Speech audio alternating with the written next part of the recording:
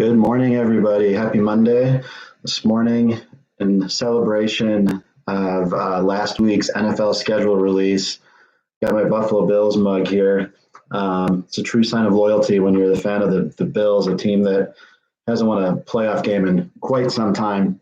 On the WZ team, we've got Bears fans, unfortunately. We've got a Giants fan. Brett Ward changes every team that he's a fan of, it seems like yearly, so I'm not really sure what he's a fan of this week.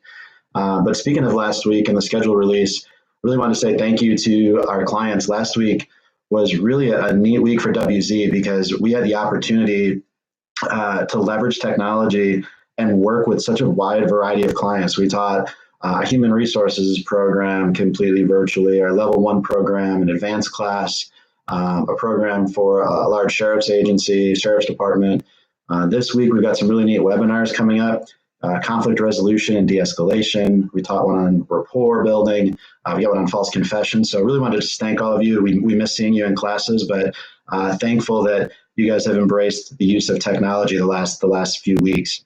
Speaking of technology, I know these coffee breaks are the highlight of everybody's day.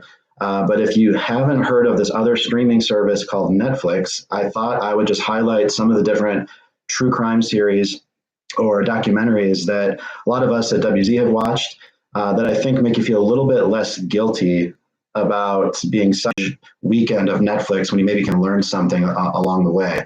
I tried to break it into a few different categories. I'll post these later today on LinkedIn, so if you missed some of these, I thought I would start it, and Tony actually called this one out with The Staircase, and really a few different documentaries specific to the overall investigation. Some of them that leave you with more of a whodunit feeling.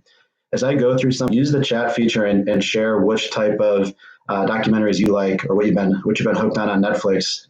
John Guzman, also known as Dr. G, one of our great law enforcement instructors, also recommends The Staircase. But I would recommend Staircase.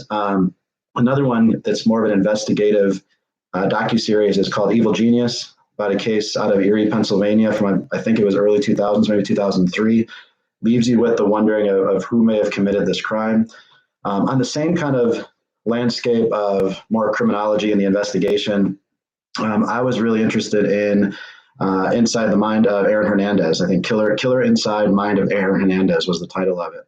It really goes through kind of the psychology of what happened to Aaron Hernandez that caused him or aided in his mindset to cause the crimes that he did, from CTE to his personal upbringing to a variety of other factors. So really, really some neat ones. The Staircase, Evil Genius, and Killer Inside.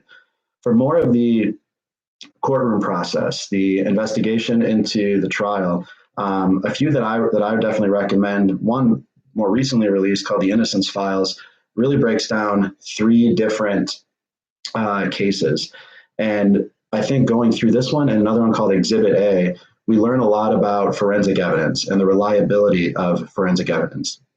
I think all too often a lot of people get their knowledge of bite mark evidence and DNA and hair analysis from watching NCIS and Law and Order and CSI Miami. But if you want to learn from more of some of the experts and even both perspectives, right, the challenging of these types of evidence, The Innocence Files, Exhibit A, and another one that goes through kind of the process of the trial and post-conviction is the Brian Banks movie, which is not a documentary, but a movie based on the true story of Brian Banks. I definitely recommend those three.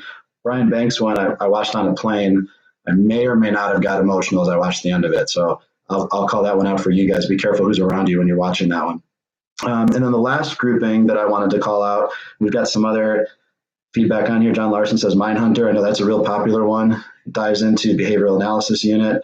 We got Outer Banks on here. Scott Pickett, another one of WZ's great instructors, recommends Ozark. Abducted in Plain Sight. Cindy says a little creepy. So some more feedback on the chat. The last group I wanted to highlight, which of course is a topic that we're passionate about, is more interview and interrogation related documentaries or docuseries. I've got four that I'm going to list here. There's a ton more. You can easily get suckered in here. The Innocent Man is one I thought was really interesting. Some recent updates on these cases. So really a neat one to kind of learn about the interview and interrogation process. In The Innocent Man, you see a good example of a dream confession where a subject confesses based off of what has been fed to him, fact feeding and contamination. So really interesting process there. The confession killer is kind of a crazy one to watch. I don't want to spoil it for you, but it goes into a subject who confesses to hundreds of homicide cases, most of which are not true confessions. And it really goes through the importance of substantiating a confession and understanding how sometimes people even voluntarily false confess. A couple more here. Cindy just called out Unbelievable, which is another favorite one of mine. Unbelievable is based off of a true story, but you can learn a lot about trauma-informed interviewing. Talks a lot about sexual assault crimes, how to do interviews of victims, and then kind of the psychology of the suspect. The last couple that I'll call out, the confession tapes. If you don't want to watch a 20-part series on one case, they do a good job of every episode is a different case from start to finish. Really goes through a variety of different interview and interrogation techniques. The first season highlights some specifically up in Canada, and the second season a little bit more domestic focus. And then the last one, and the one that I wanted to mention because I'm most passionate about it, if you haven't seen it yet, Making a Murderer, the first season is now several years old.